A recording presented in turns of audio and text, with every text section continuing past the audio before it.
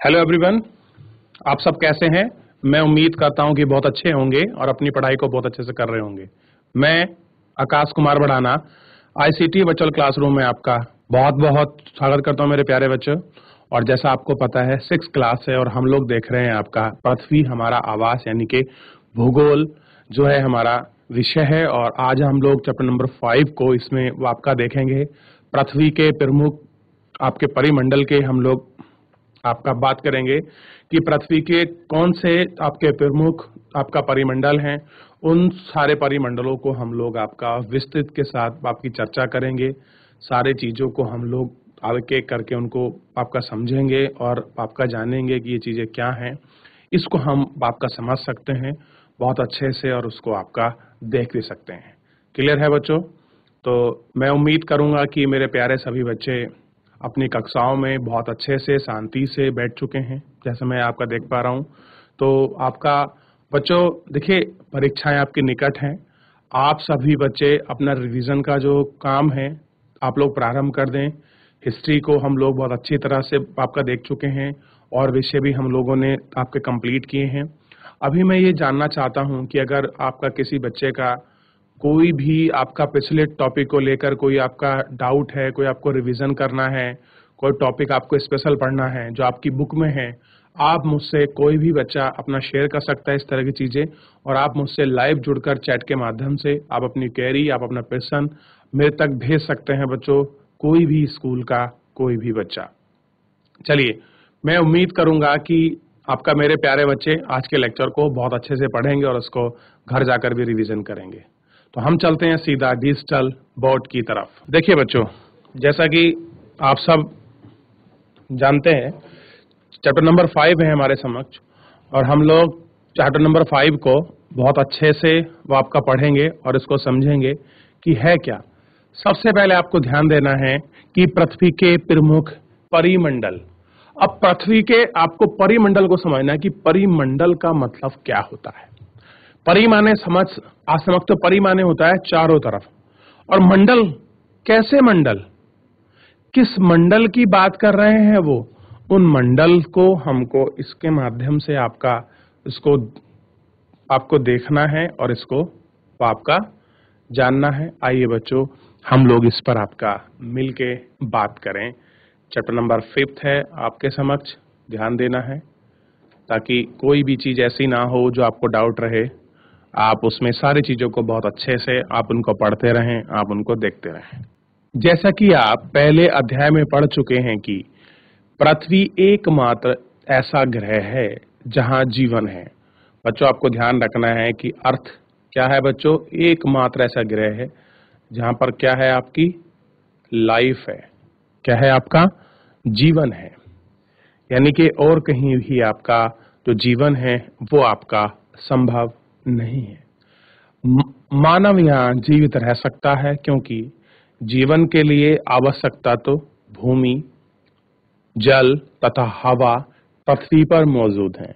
यानी कि आपको पता लग गया कि जीवन जीने के लिए कुछ चीजें बहुत ज्यादा जरूरी है, बहुत ज्यादा इनिशियल है। उन चीजों को हमको ध्यान रखना है। कौन कौन सी है? भूमि है, जल है और हवा। ये 3-4 चीज ऐसी हैं जो आपका बहुत महत्वपूर्ण है और इनको हमको ध्यान देना है। ठीक, अब देखिए, पृथ्वी की सतह ऐसी है जिसमें पर्यावरण के 3 महत्वपूर्ण घटक आपस में मिलते हैं। अब बात कर रहे हैं किसकी? पृथ्वी की आपकी सतह की। इसकी पृथ्वी की सतह की। और ये सतह क्या है?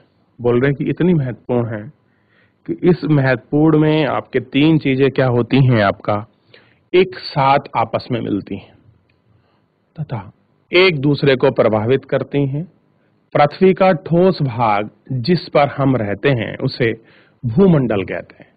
यानी कि जिस भाग पर हम लोग आपका रहते हैं उसको हम क्या बोलते हैं? आपका भूमंडल। लेकिन सबसे पहले थोड़ा सा पीछे चलिए। पृथ्वी की सतह ऐसी है जिसमें पर्यावरण के तीनों घटक आपस में मिलते हैं। बच्चों क्या मिलते हैं? पृथ्वी के 3 घटक। उन घटकों को भी हम लोग आपका पढ़ेंगे और एक एक करके उन सारे घटकों की हम लोग आपस में उनकी चर्चा करेंगे। ये प्रमुख घटक कौन कौन से हैं और क्या है इन घटकों की कहानी और क्या है इन घटक का प्रमुख चीजें। तो ताकि हम इन सब चीजों को बहुत अच्छे से आपका पढ़ सकें और इसको समझ सकें, इस विषय में भी हम आपकी बात करेंगे। देखिए, अब देखिए सबसे बड़ी बात है कि हम जिस भाग पर रह रहे हैं वो क्या है। तो बच्चों, जिस भाग पे हम रह रहे हैं वो है पृथ्वी का ठोस भाग। अब देखिए, गैस की परतें जो पृथ्वी के चारों ओर घेरती है उसे हम वायुमंडल कहते हैं। कह रहे गैस की जो आवरण है या जो आपकी परत है जो पृथ्वी के चारों ओर घेरती है, हम उसे क्या कहते हैं बच्चों? हम उसे आपका वायुमंडल कहते हैं, जहां ऑक्सीजन, नाइट्रोजन, कार्बन डाइऑक्साइड तथा दूसरी गैसें पाई जाती हैं। क्या होता है? जहां ऑक्सीजन, आपका नाइट्रोजन और कार्बन डाइऑक्साइड जैसी जो आपकी दूसरी गैसें हैं वो सब क्या है इसमें आपका पाई जाती हैं। पृथ्वी के बड़े भाग पर जल पाया जाता है जिसे जलमंडल कहते हैं। कहाँ पाया जाता है? पृथ्वी के दूसरे भाग पर पाया जाता है जिसको हम आपका जलमंडल कहते हैं। जलमंडल में जल की सभी अवस्थाएं जैसे बर्फ, जल एवं जलवाष्प सम्मिलित है। क्या सम्मिलित है? बर्फ, जल एवं जलवाष्प क्या है? ये सारी चीजें आपकी सम्मिलित हैं। इन सब चीजों से ये सारी चीजें होती हैं और इनको आपका देखा जाता है और इनको समझा जाता है। जीव मंडल एक सीमित क्षेत्र है जहां स्थान, हवा एक साथ मिलते हैं। क्या मिलते हैं? आपके जितने भी चीजें हैं आपको ध्यान रखना है कि जीव मंडल एक सीमित क्षेत्र है जहां पर स्थल, जल एवं हवा एक साथ मिलते हैं। ठीक है, जहां सभी प्रकार के जीवन पाए जाते हैं। और क्या कह रहे हैं कि इसमें आपका सभी प्रकार का जो आपका जीवन है वो पाया जाता है और सभी प्रकार के जो आपके जीवन हैं वो इसमें मिलते हैं। ठीक, ये आपको ध्यान रखना है। ठीक है, आइए आगे बढ़ते हैं। शब्दों की उत्पत्ति की बात करते हैं थोड़ा सा, कि ग्रीक भाषा में लिथस का अर्थ होता है पत्थर, एटम्स का अर्थ होता है बाष्प और हुंड्रस का अर्थ होता है जल, बायोम का अर्थ है जीवन। क्या आप इनमें से और शब्द बना सकते हैं? कह रहे कि इनमें बहुत सारे शब्द हैं, क्या आप इन शब्दों से और शब्द बना सकते हैं कि नहीं बना सकते हैं? इन शब्दों को थोड़ा सा हम लोग देखते भी हैं और इन पर बात भी करेंगे। आइए आगे बढ़ते हैं। पृथ्वी के ठोस भाग को भूमंडल कहते हैं, यानी कि जो आपका अर्थ का ठोस भाग है उस ठोस भाग को हमने क्या बोला है बच्चों? आपका भूमंडल। भू माने होती है आपकी पृथ्वी और मंडल मतलब वो क्षेत्र, उसको हमने देखा है। यह भूपर्पटी की चट्टानों तथा मिट्टी की पतली परतों का बना होता है। कैसा बना होता है? भूपर्पटी, यानी कि जो जिस भूमि पर हम लोग आपका रहते हैं, निवास करते हैं, अपनी खेती करते हैं, उसकी जो भाग है ऊपरी, उस ऊपरी भाग को हम लोग आपका भूपर्पटी की चट्टानों तथा मिट्टी की पतली परतों का बना होता है। ठीक है, जो आपका मिट्टी की पतली परत होती है इनका आपका बना होता है। ठीक, जिसमें जीवों के लिए पोषक तत्व पाए जाते हैं। क्या होता है कि इसमें जो आपके जीव हैं उन जीवों के जो आपके पोषक तत्व हैं वो इसमें क्या होते हैं? आपके पाए जाते हैं। जीवों के जो पोषक तत्व हैं वो इसमें पाए जाते हैं। पृथ्वी की सतह को दो प्रमुख भागों में बांटा जा सकता है। कितने भागों में? दो प्रमुख भागों में। बड़े भाग में क्या होता है? बड़े स्थलीय भूभाग को हम महाद्वीप कहते हैं। क्या ध्यान रखिए, जो बड़ा स्थल का भूभाग होता है हम उसको महाद्वीप के नाम से जाना जाता है, तथा बड़े जलाशय को महासागरीय बेसिन के नाम से जाना जाता है। कह रहे जो आपके जलाशय होते हैं उन जलाशयों को हम लोग महासागरीय बेसिन, यानी कि जहां जल होते हैं, जल का जो निचला तल होता है जहां पर जल टिका होता है, उस पूरे क्षेत्र को हम लोग क्या बोलते हैं? महासागरीय आपका बेसिन हम लोग इसको बोलते हैं। ठीक है, ये सारी चीजें मैं उम्मीद करता हूं आपको पता हो और इन सारी चीज़ों को आप लोग देख कर रखें कि क्या चीज़ें होती हैं, किस प्रकार से हैं, और आप इनको एक एक करके आप इनको सब बहुत अच्छे से समझ सके, ताकि हर एक चीज़ को हम लोग बहुत अच्छे से आपका समझें, इसको देखें क्या चीज़ है। चलिए थोड़ा सा हम लोग आगे बढ़ते हैं और इस पर हम लोग आपका बात करेंगे। विश्व के सभी महासागर आपस में एक दूसरे से आपके जुड़े हैं, यानी कि वर्ल्ड में जितने भी बड़े बड़े ओशन हैं बच्चों, वो क्या है, सभी एक दूसरे से आपस में जुड़े हुए हैं।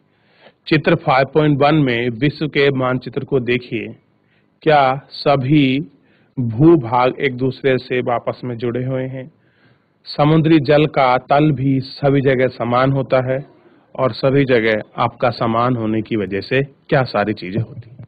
ठीक है बच्चों, अब देखिए समुद्र स्थल की ऊंचाई को समुद्र तल से आपका मापा जाता है, जिसे हम शून्य मानते हैं।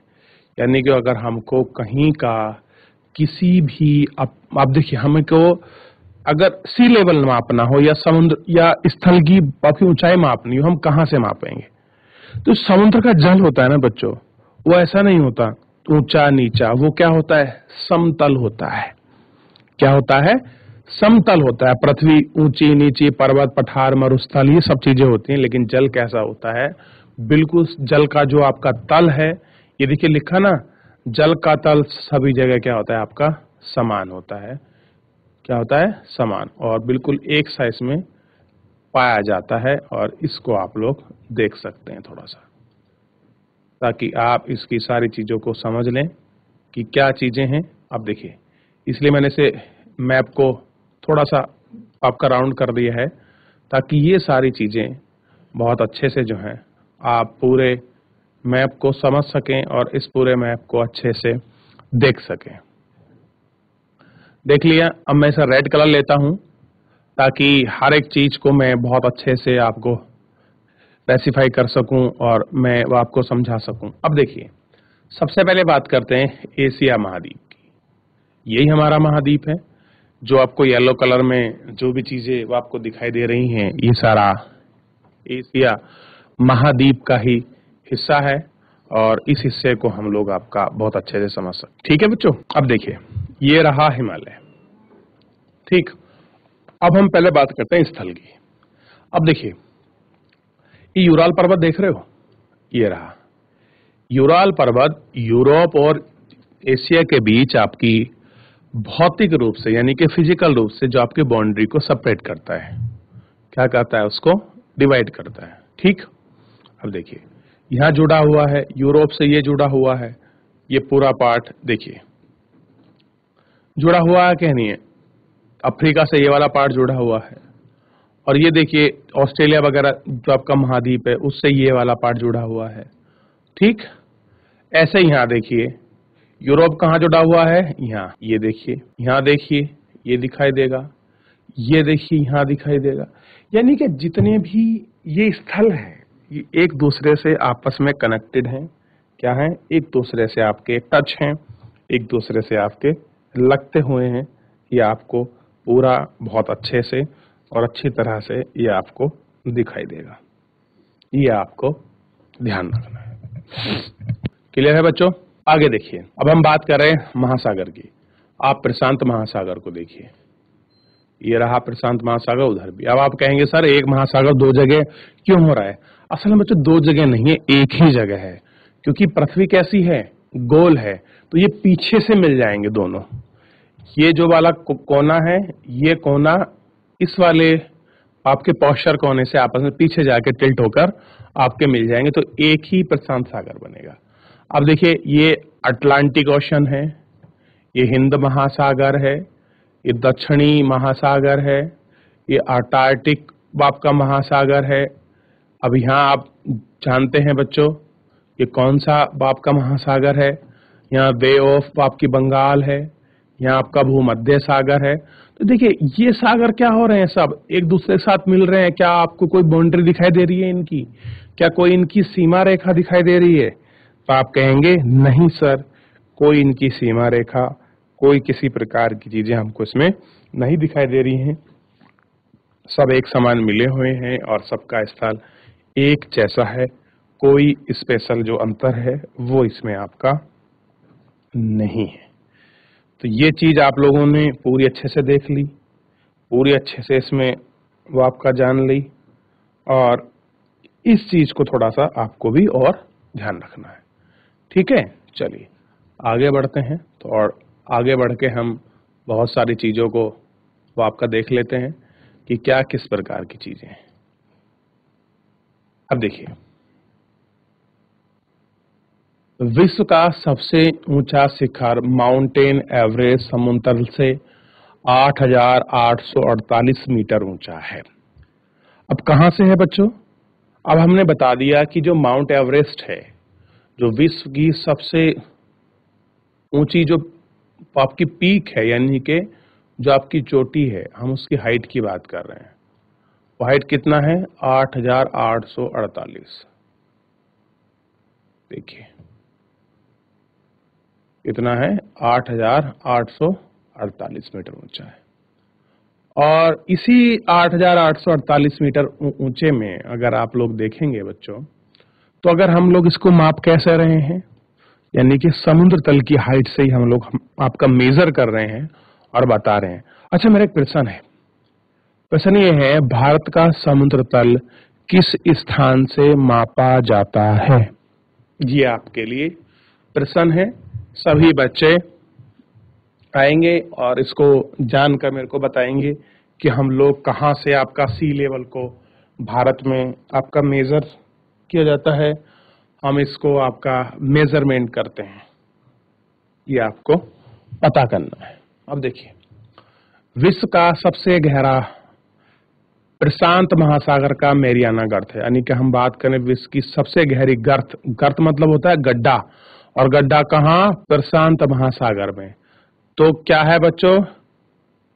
मैरियाना गर्त है, जिसकी गहराई 11,022 मीटर है, यानी कि उस गर्त के अंतर्गत पूरी माउंट एवरेस्ट समा जाएगी और तब भी वो फुलफिल नहीं होगा। क्या आपने कभी कल्पना की है कि समुद्र की गहराई पृथ्वी की सबसे ऊंचे भाग से इतनी अधिक भी हो सकती है? क्या कह रहे, क्या आपने ऐसी कल्पना यानी कि विचार किया था कि समुद्र के अंदर भी इतना गहरा गड्ढा या गर्त हो सकती है जो आपके सबसे ऊंचा जो हमारी चोटी है उससे भी अधिक हो?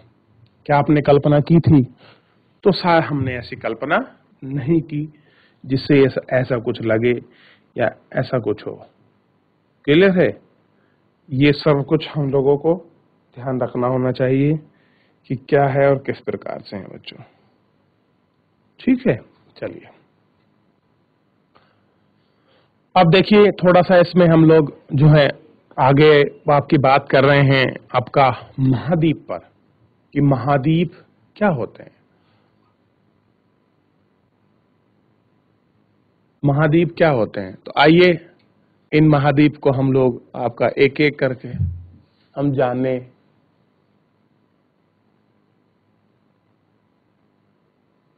और सीखें क्या है। देखिए, पृथ्वी पर 7 प्रमुख महाद्वीप हैं। सबसे पहले ध्यान रखना चाहिए कि एक चीज हमको जानकारी मिल गई कि पृथ्वी पर टोटल ऑफ नंबर महाद्वीप कितने हैं, ये आपको पता चल गया कि पृथ्वी पर कुल मिलाकर आपके 7 प्रमुख महाद्वीप हैं। कितने हैं बच्चों?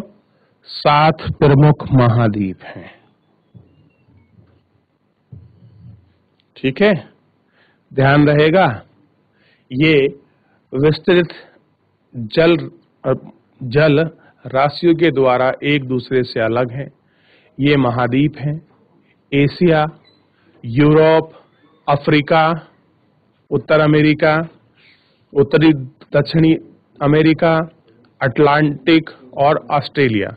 अब देखिए, इन सब को हम लोग आपका एशिया को, यूरोप को, अफ्रीका को, उत्तरी अमेरिका को, दक्षिणी अमेरिका को, ऑस्ट्रेलिया को और अंटार्कटिका को हम लोग आइए मैप में हम लोग इसको आपका देखते हैं।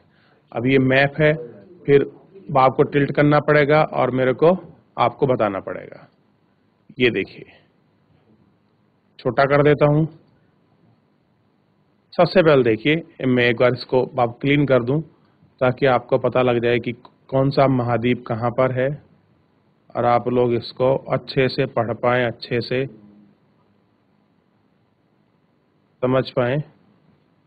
ठीक है बच्चों, देखिए सबसे पहले बात करेंगे हम लोग यहां पर। देखिए ये है आपका यूरोप महाद्वीप। मैं यूरोप आपका महाद्वीप की पूरी जो आपकी सीमा रेखा है इसको मैं आपको बता देता हूं। इतने हिस्से में क्या आता है आपका, ये वाला, ये हिस्सा भी इसमें इंक्लूडेड है।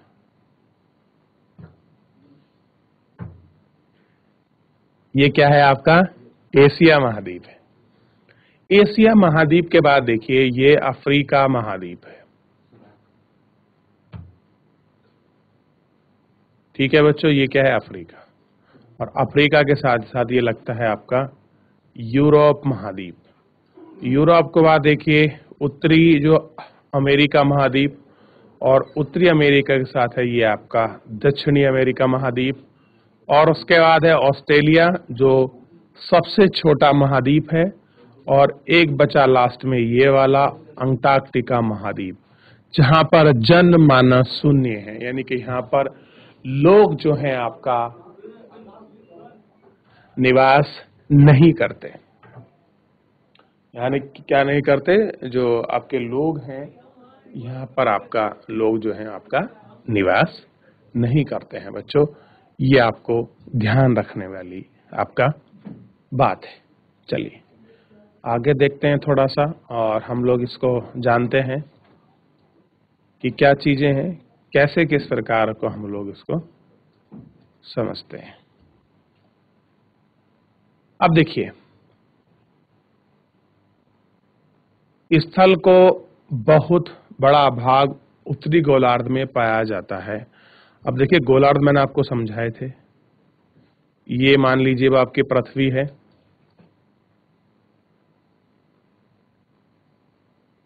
गोल हो गई पृथ्वी।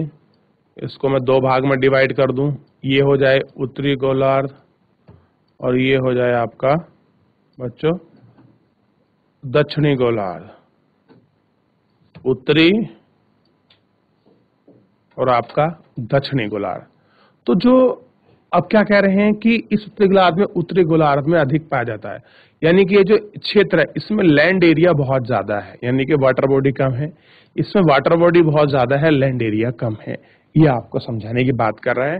चैप्टर नंबर 1-2 में मैंने आपको सभी बच्चों को ये सारी चीजें बहुत अच्छे से स्पेसिफाई तरीके से सबको समझाई थी और सबको पढ़ाई थी कि किस प्रकार से ये सारी चीजें होती हैं और ये सारी चीजें आपका देखे जाते हैं कि क्या चीज है और क्या है। क्लियर है बच्चों, ये आपको ध्यान रखना है। ठीक है, चलिए आगे देखते हैं क्या चीज है। एशिया विश्व का सबसे बड़ा महाद्वीप है। कह रहे जो एशिया है वो क्या है, विश्व का सबसे बड़ा महाद्वीप है। यह पृथ्वी के कुल क्षेत्रफल के 1/3 भाग में फैला है। कहाँ फैला है, पृथ्वी का क्षेत्रफल है आपका 1/3 उसमें फैला है। यह महाद्वीप पूर्वी गोलार्ध में स्थित है। और कह रहे कहाँ है कि जो आपका पूर्वी गोलार्ध है उस गोलार्ध में स्थित है। कर्क रेखा इस महाद्वीप से होकर गुजरती है। और कह रहे हैं जो आपकी कर्क रेखा है वो इस महाद्वीप से होकर गुजरती है। एशिया के पश्चिम में यूराल पर्वत है। मैं आपको दिखा चुका हूं कि कहां पर आपका यूराल पर्वत है और कहां पर इसकी स्थिति है। और मैंने जैसा आपको बताया था कि यूराल पर्वत एशिया और यूरोप के बीच की सीमा है। और कैसी सीमा है, आपका भौतिक सीमा है। ये क्या है, एक पर्वत है, ठीक, जो इस यूरोप को अलग करता है। और क्या करता है, यूराल पर्वत एशिया को यूरोप से अलग करता है।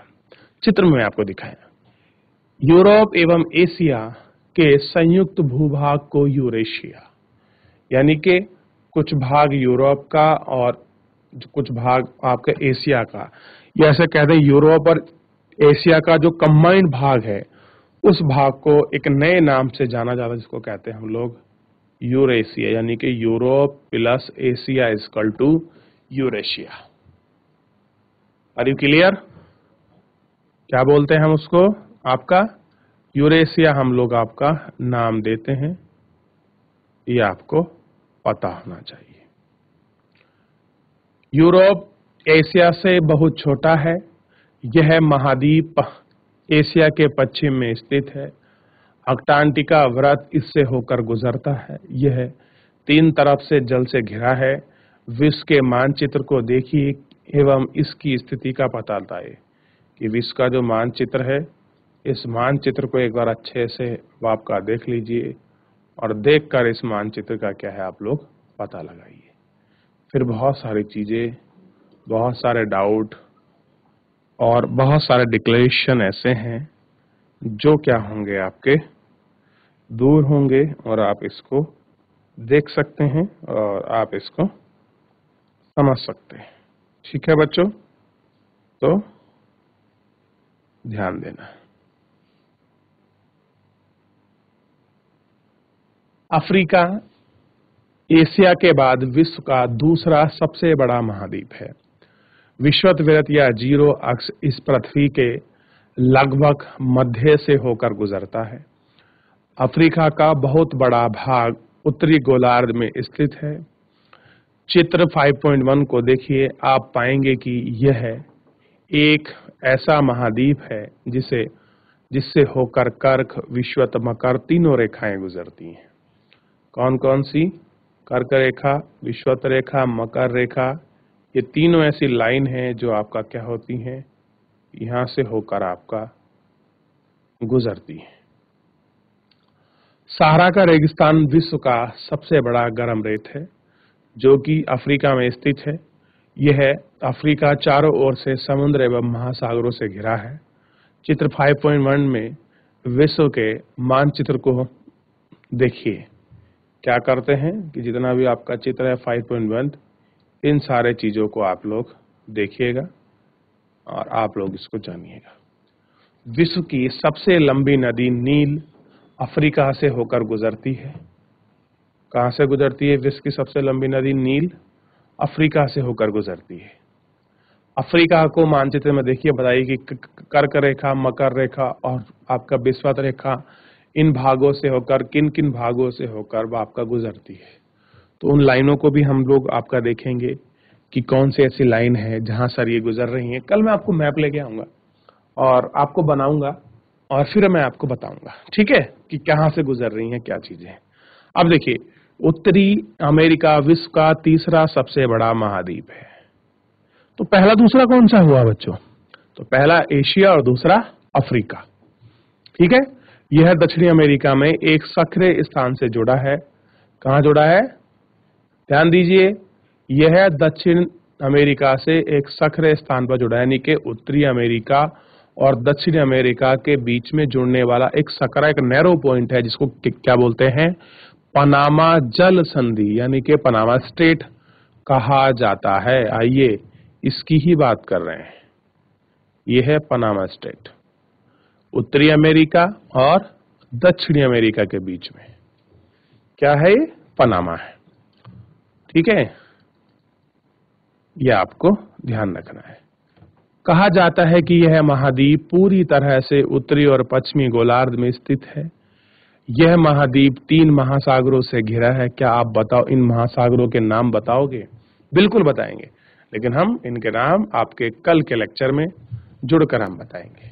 तो बच्चों, आप जैसा कि जानते हैं कि इस आपके लेक्चर के अंतर्गत हम लोगों ने आपके परिमंडल के विषय में आपको जाना और खास कर हम लोग इसमें बात कर रहे थे महाद्वीप के बारे में। तो हमने 7 जो आपके महाद्वीप हैं उन महाद्वीप को देखा, उनको पहचाना और उनमें छोटे बड़े की भी हम लोगों ने आपकी बात की। अब कुछ चीजें ऐसी हैं जो आपके मानचित्र के माध्यम से ड्रॉ कर मैं आपको कर्क रेखा, मकर रेखा, मैं एक बार दोबारा बताऊंगा कि किस महाद्वीप से कौन सी आपकी लाइन गुजर रही है। आपका कर्क रेखा कहाँ से गुजर रही है, आपकी कैप्रिकॉर्न कहाँ से गुजरती है, आपकी कहाँ से आपका कैंसर गुजर रही है, कहाँ से आपका इक्वेटर लाइन गुजर रही है। इन सब चीजों को हम लोग आपका बहुत अच्छे कर एक-एक तरीके से हम लोग इसको देखेंगे और जानेंगे। इन सब चीजों पर हम लोग आपका बात करेंगे। और हमने ये भी आज इसमें देखा कि पृथ्वी पर जो आपके पर्वत, पहाड़, मरुस्थल है, उनकी जो ऊंचाई है वो आपके डिफरेंट है, जबकि समुद्र का जो आपका तल होता है, जो जल है, उसकी कोई मोटाई एक समान होती है, ऊंचा नीचा नहीं होता। इसलिए जब भी हम आपकी ऊंचाई को मापते हैं तो हमेशा आपके समुद्र तल से ही आपका मापी जाती है। हमने सबसे ऊंचे आपके पर्वत का एग्जाम्पल लिया, फिर हमने मैरियाना गर्त जो आपके प्रशांत महासागर में है उसको हमने देखा, और इन सब चीजों के माध्यम से अपने लेक्चर से कुछ ना कुछ आपका सीखने की हम लोगों ने आपका कोशिश की है। मैं उम्मीद करूंगा कि मेरे प्यारे बच्चे इस लेक्चर को घर पर जाकर रिवीजन कीजिए। किसी प्रकार का कोई आपका डाउट है तो आप मुझसे लाइव जुड़कर चैट के माध्यम से आप अपनी क्वेरी, अपना डाउट अपना मुझसे पूछ सकते हैं, कोई भी स्कूल का कोई भी बच्चा। चलिए आज के लिए इतना ही, मिलते हैं नेक्स्ट लेक्चर में। तब तक के लिए अपना ध्यान रखिए, स्वस्थ रहिए और अपनी पढ़ाई को बहुत अच्छे से करते रहिए। मुझसे जुड़ने के लिए आपका बहुत बहुत धन्यवाद।